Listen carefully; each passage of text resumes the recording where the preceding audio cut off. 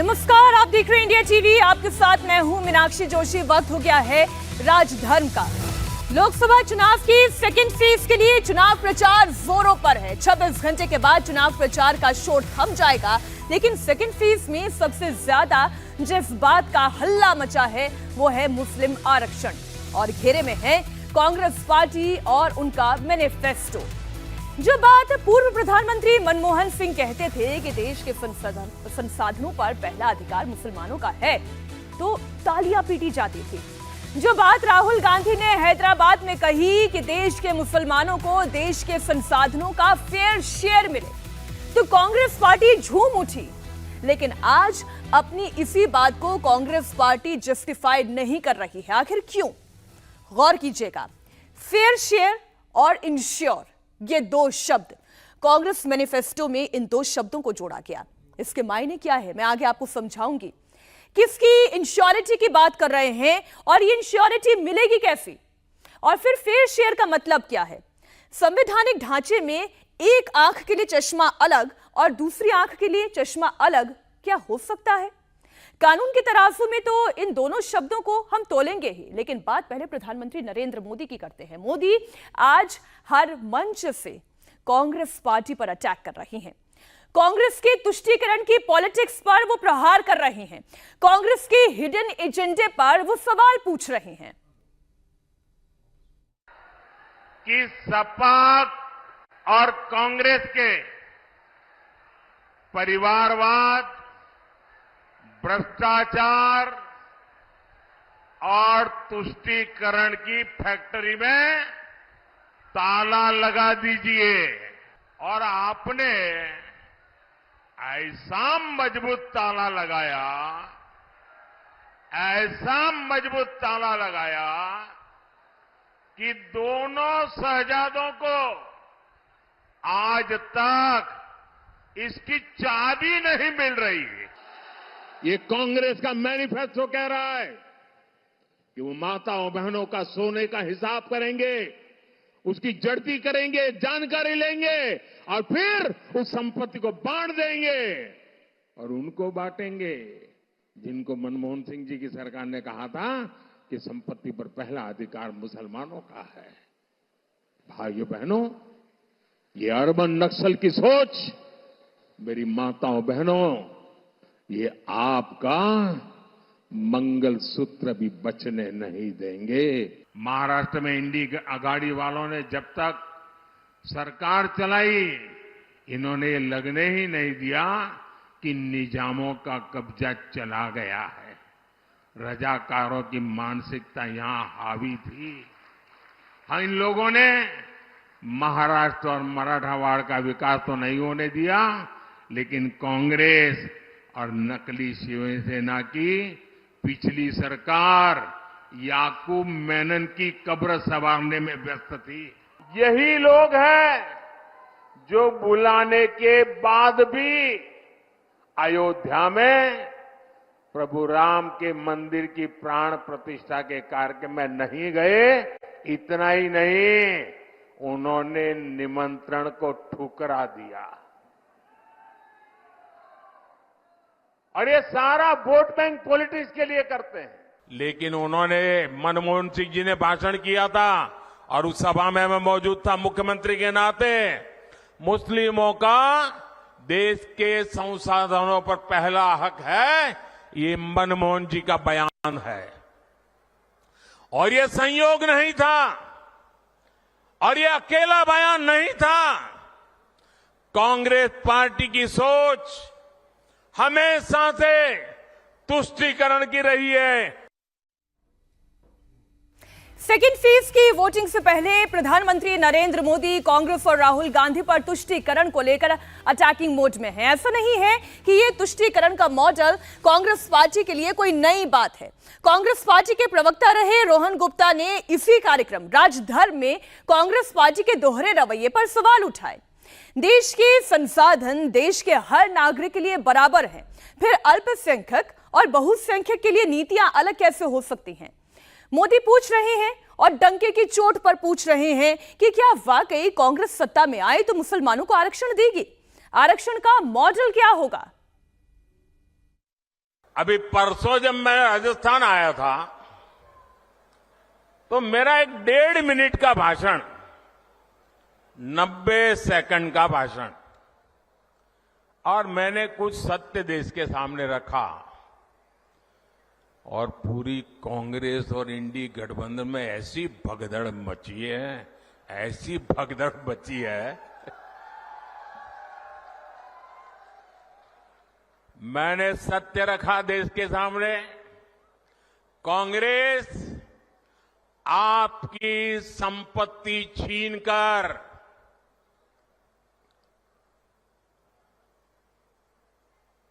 उनके खास लोगों को बांटने की गहरी साजिश रचकर बैठी है। 2-3 दिन पहले मैंने कांग्रेस की इस वोट बैंक की राजनीति, तुष्टीकरण की राजनीति का पर्दाफाश किया था। कांग्रेस क्यों अपने नीतियों को ऐसे छिपाने में लगी है? जब आपने नीति बनाई है, निर्णय लिया है, तो अब जब मोदी जी ने खुलकर के राज रख दिया, आपका हिडन एजेंडा बाहर आ गया, तो अब कांप रहे हो? अरे हिम्मत है तो स्वीकार करो, हम आपसे मुकाबला करने के लिए तैयार हैं।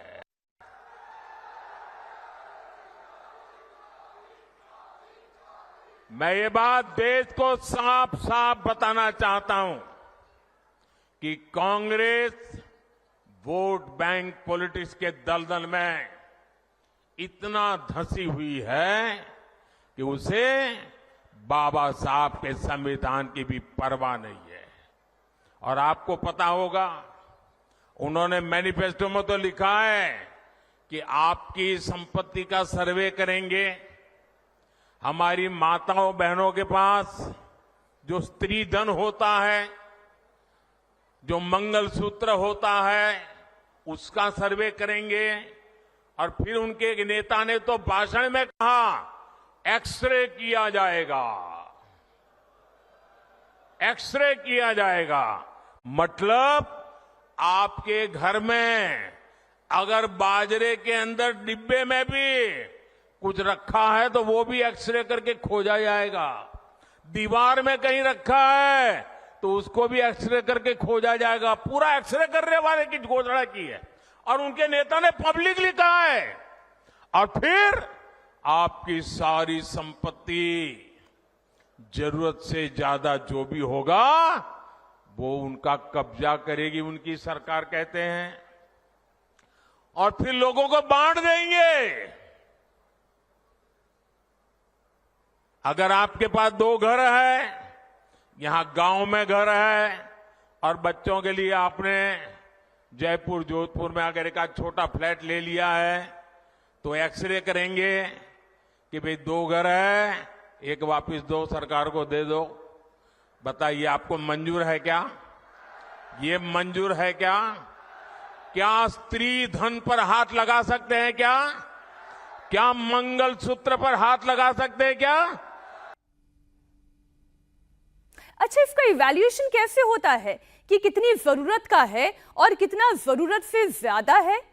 खैर, नरेंद्र मोदी कांग्रेस पार्टी पर कितने ही अटैक क्यों ना करें, 1 बार नहीं, 2 बार नहीं, 3 बार नहीं, 4 बार नहीं, 5 बार उन्होंने तुष्टीकरण की बात की। लेकिन ये बात कहना, ये नरेंद्र मोदी की पॉलिटिक्स का हिस्सा हो सकता है, लेकिन नरेंद्र मोदी को ये कहने का मौका आखिर दिया किसने? राहुल गांधी देश के हर नागरिक के लिए बराबरी की बात कर सकते थे।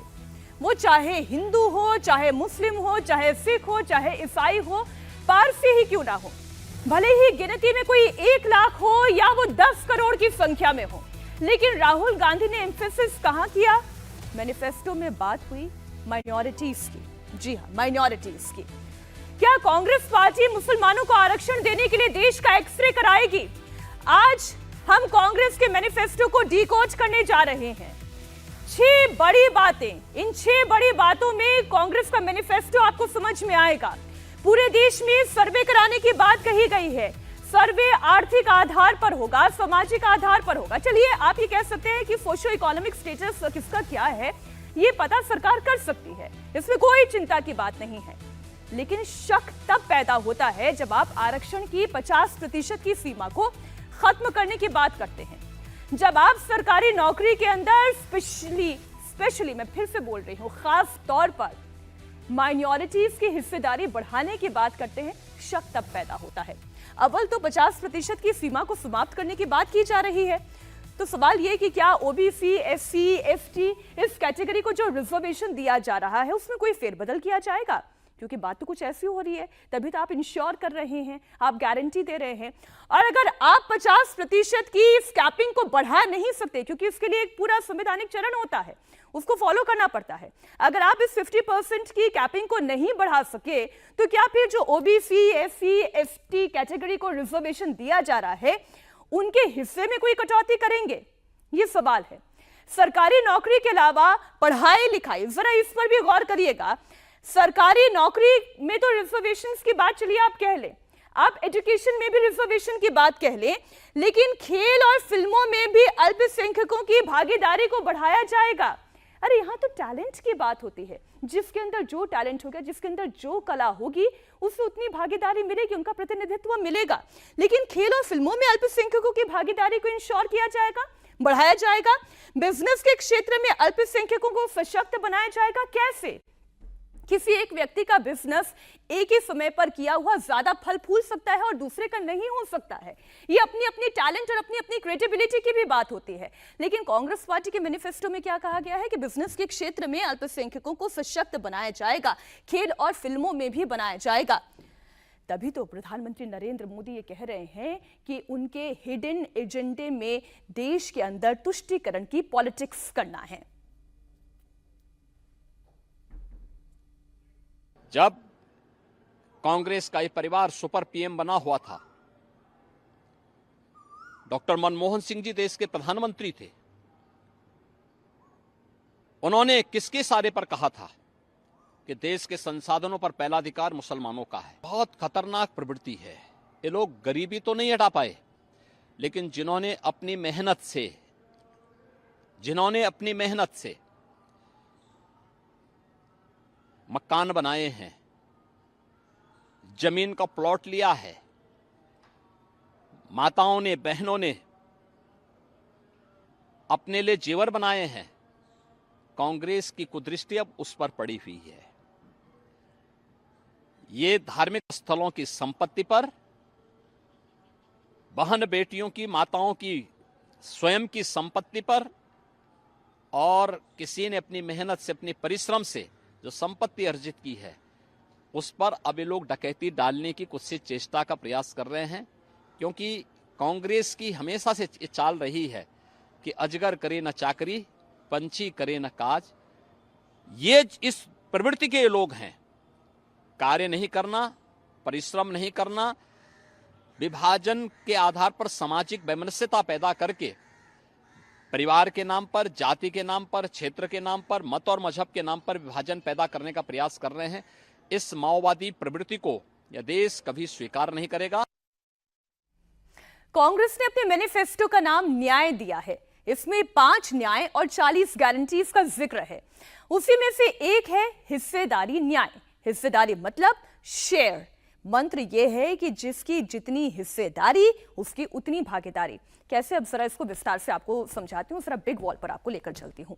हिस्सेदारी न्याय वाले चैप्टर में अल्पसंख्यकों का जिक्र है, यानी कि माइनॉरिटी का जिक्र है। और मैनिफेस्टो में लिखा गया है कि कांग्रेस की अगर सरकार बनी तो अल्पसंख्यकों के हितों और अधिकारों की रक्षा की जाएगी। हमने इसे आपके लिए, देखिए, रिलीजियस माइनॉरिटी, ये मेरे शब्द नहीं है, ना ये प्रधानमंत्री नरेंद्र मोदी के शब्दों को मैं कोट कर रही हूं, ये कांग्रेस का मैनिफेस्टो है। कांग्रेस के मैनिफेस्टो में लिखा हुआ है रिलीजियस माइनॉरिटी, अल्पसंख्यकों के हितों की रक्षा जरूर करनी चाहिए, उनके हितों का ख्याल रखना चाहिए। लेकिन बीजेपी ने मैनिफेस्टो की जिन बातों को पकड़ा है वो है वी विल इनकरेज, देखिए, we will encourage and assist students and youth belonging to the minorities to take full advantage of growing opportunities in education, employment, business, service, sports. देखिए ये सब आपके सामने है। वो एनकरेज करने, चलिए प्रोत्साहन दीजिए ना। प्रोत्साहन देने के लिए किसने रोका है? प्रोत्साहन से ही कोई व्यक्ति आगे बढ़ता है, लेकिन प्रोत्साहन किस तरीके से देंगे? रिजर्वेशन के जरिए देंगे? किस तरीके से आगे बढ़ाएंगे? वो माइनॉरिटी की बात कर रहे हैं, केवल और केवल माइनॉरिटी की बात कर रहे हैं। इसमें वो providing opportunities in education, employment, arts, sports, business, service, her field में इस तरीके की बात कर रहे हैं। कांग्रेस जब सरकार में आएगी तो अल्पसंख्यकों को इस बात के लिए प्रोत्साहित करेगी कि उसे शिक्षा में, सरकारी नौकरी में, बिजनेस में, खेल में, कला में, फिल्म में, इन सभी क्षेत्रों में अवसर मिले, उसका फुल एडवांटेज मिले। एडवांटेज का मतलब तो ये होता है ना कि हर किसी के लिए लेवल प्लेइंग फील्ड हो। ये शब्द कांग्रेस ने कहा है ना, ये विरोधियों ने कहा है, मोदी विरोधी क्या कहते हैं, हमें लेवल प्लेइंग फील्ड नहीं मिल रही है। तो क्या ये लेवल प्लेइंग फील्ड होती है देश के हर नागरिक के लिए? एक सवाल है, इसका आंसर आप लोग खुद दीजिएगा। कांग्रेस इंकरेज कर रही है, साथ ही साथ अल्पसंख्यकों को एम्पावरमेंट देने की बात भी कर रही है, एम्पावर करने की बात कर रही है, ताकतवर बनाने की बात कर रही है, शक्ति देने की बात कर रही है। मैनिफेस्टो में कहा गया है कि हम इस बात का ख्याल रखेंगे कि बैंक से उन्हें बिना भेदभाव के लोन मिले। अब बहुत गौर से देखिएगा, वो लोन देने की बात करिए, समझिए ये कि कांग्रेस चाहती है कि बैंक लोन में भी आरक्षण हो। किसे कितना लोन मिलेगा, किसे कितना इंस्टीट्यूशनल क्रेडिट मिलेगा, और ये मैं अंग्रेजी में पढ़ के आपके सामने रख देती हूं। We will ensure that banks, इसको जरा रोकिएगा, we will ensure that banks will provide institutional credit to minorities without discrimination। अरे डिस्क्रिमिनेशन तो आपने कर दिया है। जब आप ये कहते हैं कि रिलीजियस माइनॉरिटी को लोन देने के लिए भी वो फैसिलिटेट करेंगे, तो डिस्क्रिमिनेशन तो आप खुद कर रहे हैं। ये कांग्रेस पार्टी के मैनिफेस्टो में कांग्रेस पार्टी मुसलमानों को न सिर्फ एनकरेज और एम्पावर कर रही है, बल्कि इंश्योर भी करना चाहती है कि कांग्रेस मैनिफेस्टो के अल्पसंख्यक वाले सेक्शन की 6 लाइन जरा देखिए, ये 6th पॉइंट है। We will ensure that the minorities receive their fair share of opportunities in education, health care, public employment, public works, public contracts. सोचिए जरा, ठेकेदारी के अंदर भी सेगमेंटाइज किया जाएगा, सेगमेंट बनाए जाएंगे, खांचे बनाए जाएंगे कि ये माइनॉरिटी है तो इसे ज्यादा क्रेडिट दिया जाए, इसे ठेकेदारी में भी आगे रखा जाए, स्किल डेवलपमेंट की बात हो तो इन्हें आगे बढ़ाया जाए, स्पोर्ट्स हो तो इन्हें आगे बढ़ाया जाए, कल्चरल एक्टिविटी हो उसमें भी आगे बढ़ा जाए। फिर क्या देते हैं? Without discrimination. क्या कहते हैं? विदाउट डिस्क्रिमिनेशन, कोई भेदभाव ना हो। खुद रिलीजियस माइनॉरिटी की बात करते हैं और फिर कहते हैं कि कोई डिस्क्रिमिनेशन ना हो। तो डिस्क्रिमिनेशन आप किसके साथ कर रहे हैं? अपने आप से सवाल पूछिए। बीजेपी इसे लेकर ही कांग्रेस से सवाल पूछ रही है और तुष्टीकरण को लेकर टारगेट कर रही है। कांग्रेस ने अपनी अपीसमेंट की पॉलिटिक्स को चुनाव जीतने का हथियार बनाया। इसके खिलाफ हम सालों से संघर्ष कर रहे थे। 2014 से नरेंद्र मोदी जी ने डेवलपमेंट का एजेंडा जनमानस के बीच में सेट भी किया और उसके आधार पर चुनावों की देश में शुरुआत हुई। कांग्रेस को बहुत तकलीफ पड़ रही है डेवलपमेंट के एजेंडे पर, विकास के एजेंडे पर चुनाव लड़ने में। लगातार वो पराजित हो रही है। फिर से एक बार अपीसमेंट की पॉलिसी के आधार पर वो आगे बढ़ना चाहती है। चिदम्बरम ये नहीं कहते हैं कि सीएए में क्या बुराई है, हम सीएए हटा देंगे। क्यों हटाना है? क्योंकि उनको अपनी माइनॉरिटी की पॉलिटिक्स करनी है, माइनॉरिटी वोट बैंक को मजबूत करनी है। भारतीय जनता पार्टी अपने सिद्धांतों पर अटल है। हम किसी के साथ अन्याय नहीं करेंगे, सबके साथ न्याय करेंगे, परंतु तुष्टीकरण भी किसी का नहीं करेंगे। इस नीति पर हम आगे बढ़ रहे हैं। कांग्रेस पार्टी के मैनिफेस्टो में अल्पसंख्यक के सेक्शन में 3rd पॉइंट और 6th पॉइंट को अब आपको दिखाती हूं। तीसरे पॉइंट में माइनॉरिटीज के इंकरेजमेंट और उनके फुल एडवांटेज ऑफ अपॉर्चुनिटीज की बात है, तो वहीं जो 6th पॉइंट है, जो 6ठा नंबर है, वहां पर वो ये कहता है ensure minorities receive fair share. Ensure करने की बात कही गई है, यानी कि दावे की बात की गई है वो ये कह रहे हैं कि हम इसे इंश्योर करेंगे कि फेयर शेयर दिया जाए। आप इंश्योर करने की बात कर रहे हैं, फेयर शेयर दिया जाए, तो फिर सिर्फ रिलीजियस माइनॉरिटी की बात क्यों कर रहे हैं? इस देश में रहने वाले हर नागरिक को फेयर शेयर मिलना चाहिए, उसके सोशियो इकोनॉमिक स्टेटस के आधार पर मिलना चाहिए और इंश्योरिटी हर नागरिक के लिए बराबर होनी चाहिए। लेकिन कांग्रेस पार्टी के मैनिफेस्टो में रिलीजियस माइनॉरिटी के सब सेक्शंस में ये बात कही गई है, जिसमें वो कह रहे हैं we will ensure and we will encourage. अब कांग्रेस पार्टी इसे कैसे करेगी? इसके लिए आपको सामाजिक न्याय के पहले सेक्शन के पॉइंट 1 में सोशियो इकोनॉमिकल सर्वे की बात कहती है, जो दूसरी 50% आरक्षण की सीमा को खत्म करने का जिक्र कहती है। जो मैंने कार्यक्रम के शुरुआत में ही आपको समझाया ना कि आरक्षण की एक सीमा है, ये सीमा अभी 50% की है। अगर कांग्रेस पार्टी सरकार बनाती है, इंडिया अलायंस सरकार बनाती है, तो कांग्रेस पार्टी अपने मैनिफेस्टो में ये क्लेम करती है, ये वादा करती है कि अगर वो सरकार में आई, सत्ता में आए, तो अल्पसंख्यकों के लिए जितने भी वादे किए गए हैं उसे पूरा किया जाएगा और इसके लिए 50% के कैप को बदला जाएगा। और इसलिए इस 50% कैप के अंदर कौन है? ओबीसी है, एसटी है, एससी है, इकोनॉमिक वीकर सेक्शन भी है, 10% आरक्षण उनका भी तो है। कांग्रेस ये कह रही है कि हम वादा करते हैं कि अगर हम सरकार में आए तो इस 50% की कैपिंग को बढ़ाएंगे।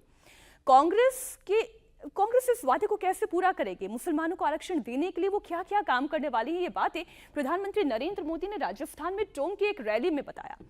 मोदी ने अपने स्तर पर अपनी राजनीतिक विवेचना के आधार पर पूर्व प्रधानमंत्री मनमोहन सिंह के उस बयान की भी याद दिलाई, जिसमें मनमोहन सिंह कह रहे हैं कि देश के संसाधनों पर पहला अधिकार तो देश के अल्पसंख्यकों का है। साथ ही उन्होंने लोगों को याद दिलाया कि इसी मनमोहन सरकार के दौरान आंध्र प्रदेश में मुसलमानों को आरक्षण देने के लिए 4 बार पायलट प्रोजेक्ट किए गए। कांग्रेस पार्टी ने संविधान के साथ, बाबा साहब आंबेडकर के दिए हुए संविधान के साथ किस प्रकार से खिलवाड़ करने की कोशिश की। इस देश की में जब संविधान बना तब धर्म के आधार पर आरक्षण का घोर विरोध हुआ था, ताकि हमारे एससी, एसटी, ओबीसी समुदाय को सुरक्षा मिलती रहे। लेकिन उन्होंने, मनमोहन सिंह जी ने भाषण किया था और उस सभा में मैं मौजूद था मुख्यमंत्री के नाते, मुस्लिमों का देश के संसाधनों पर पहला हक है, ये मनमोहन जी का बयान है। और ये संयोग नहीं था और ये अकेला बयान नहीं था। कांग्रेस पार्टी की सोच हमेशा से तुष्टीकरण की रही है, वोट बैंक की राजनीति की रही है। 2004 में जैसे ही कांग्रेस की केंद्र में सरकार बनी, उसके सबसे पहले किए गए कामों में था, सबसे पहला काम था चुनाव जीतने के बाद आंध्र प्रदेश में एससी, एसटी के रिजर्वेशन में से कमी करके मुसलमानों को रिजर्वेशन देने का प्रयास।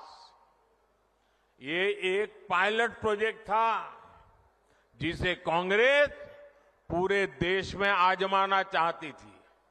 2004 से 2010 के बीच कांग्रेस ने 4 बार आंध्र प्रदेश में मुस्लिम रिजर्वेशन लागू करने की कोशिश की, लेकिन कानूनी अड़चनों की वजह से, सुप्रीम कोर्ट की जागरूकता के कारण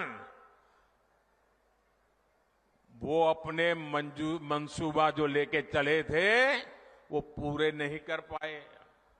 2011 में कांग्रेस ने इसे देश में लागू करने की कोशिश की। एससी, एसटी को और ओबीसी को मिला हुआ अधिकार छीन करके वोट बैंक की राजनीति के लिए औरों को देने का खेल किया।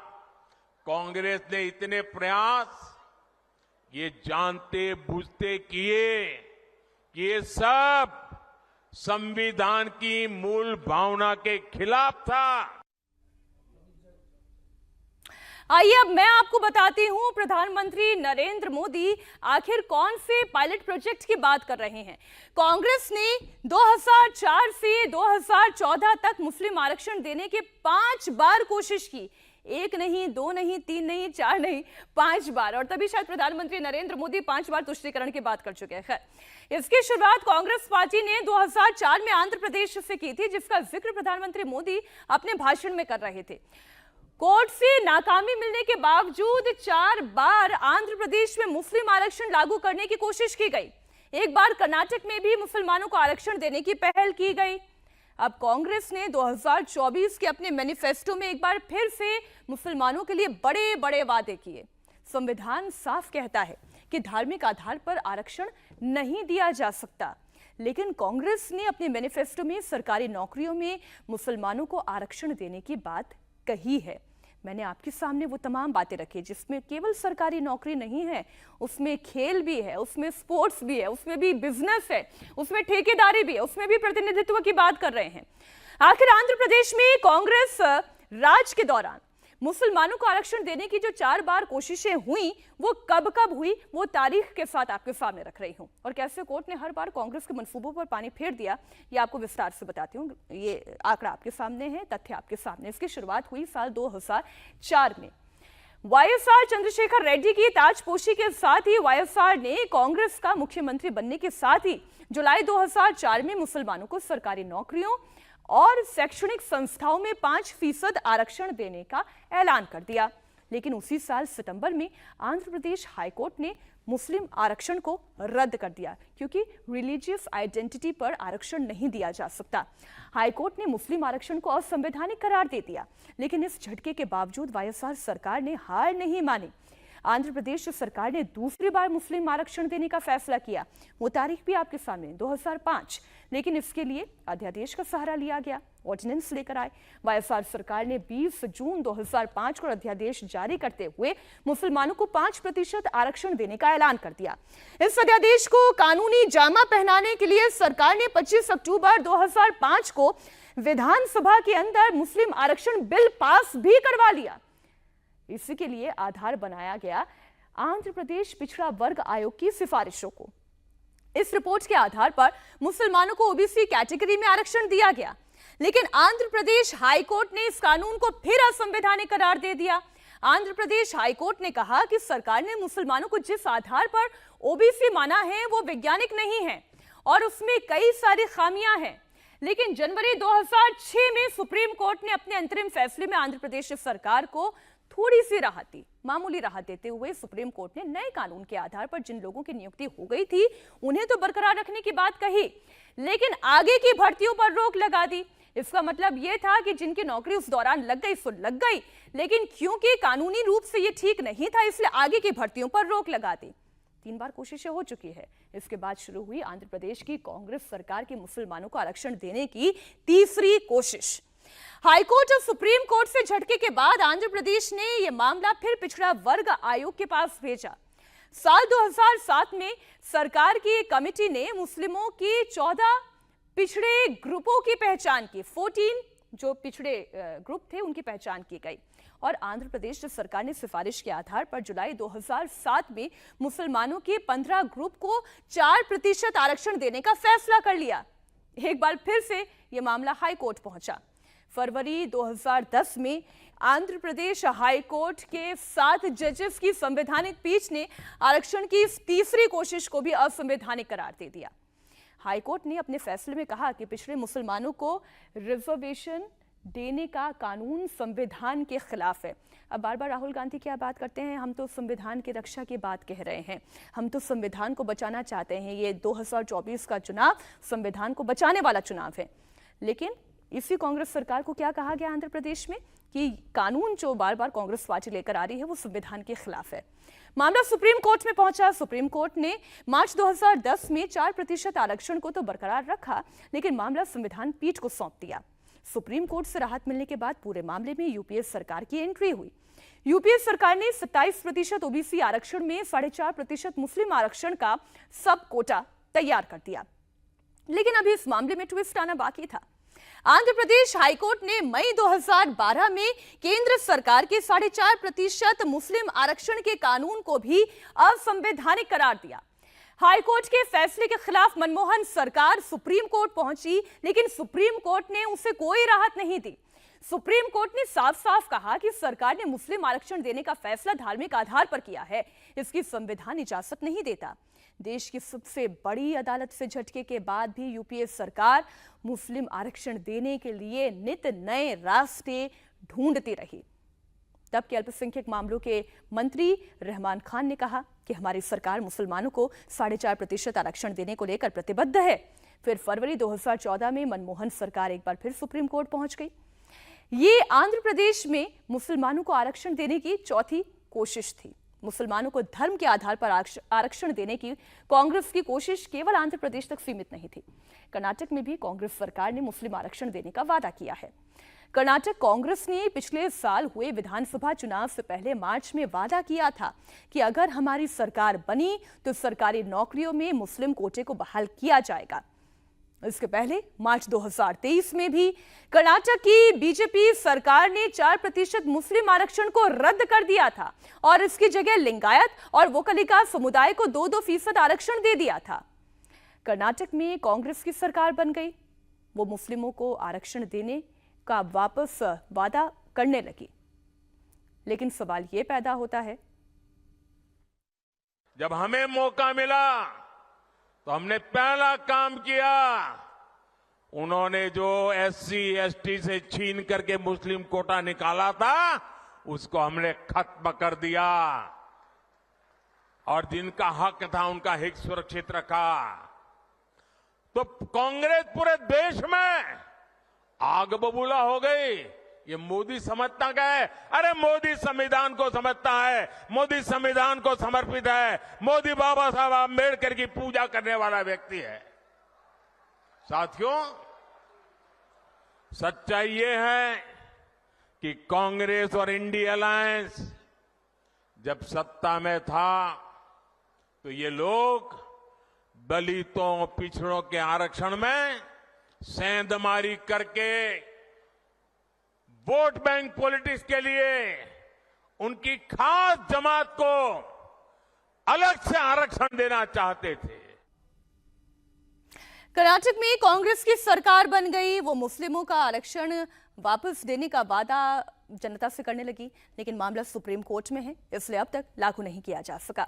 हालांकि दूसरी ओर एक बार फिर से आंध्र प्रदेश मॉडल के जरिए कर्नाटक में मुस्लिम आरक्षण को लागू करने की कोशिश की जा रही है।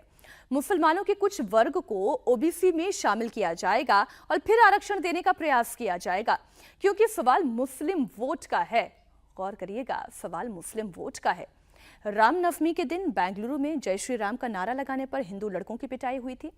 नरेंद्र मोदी ने आज ये मुद्दा भी उठाया और कहा कि कांग्रेस के राज में हनुमान चालीसा सुनना भी गुनाह हो जाता है। कांग्रेस के शासन वाले कर्नाटका की कुछ दिन पहले वहां एक छोटा दुकानदार, उसको सिर्फ इसलिए बुरी तरह से पीटा गया, लहूलुहान कर दिया गया, क्योंकि वो अपनी दुकान में बैठे बैठे हनुमान चालीसा सुन रहा था। ये कांग्रेस की कर्नाटका की सरकार का काम देखिए। अपनी छोटी सी दुकान में एक गरीब आदमी भक्ति भाव से प्रभु हनुमान जी का स्मरण करते हुए हनुमान चालीसा सुन रहा था, उसको लहूलुहान कर दिया गया। आप कल्पना कर सकते हैं, कांग्रेस के राज में हनुमान चालीसा सुनना भी गुनाह हो जाता है। कांग्रेस के राज में अपनी आस्था का पालन करना भी मुश्किल हो जाता है और राजस्थान तो खुद इसका भुक्तभोगी रहा है। अब सीधी सीधी बात है, जब उनके पार्टी, उनके सारे नेता प्रभु राम का मंदिर बने, प्रभु राम का प्राण प्रतिष्ठा का अवसर हो, मंदिर के लोग जाके रूबरू में आने के लिए निमंत्रण दे, सम्मान पूर्वक निमंत्रण दे और पब्लिकली उस निमंत्रण को ठुकरा दिया जाए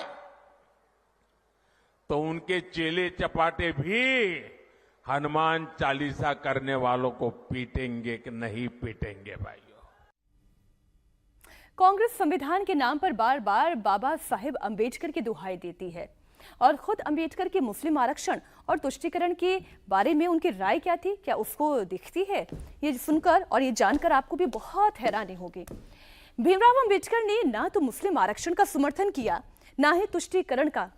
तुष्टीकरण के बारे में उनकी स्पष्ट राय थी कि इसका मकसद किसी खास वर्ग को फायदा पहुंचाना है। देखिए पॉइंट नंबर 1, किसी खास वर्ग को फायदा पहुंचाना है और गलत तरीके से अपना स्वार्थ साधना है।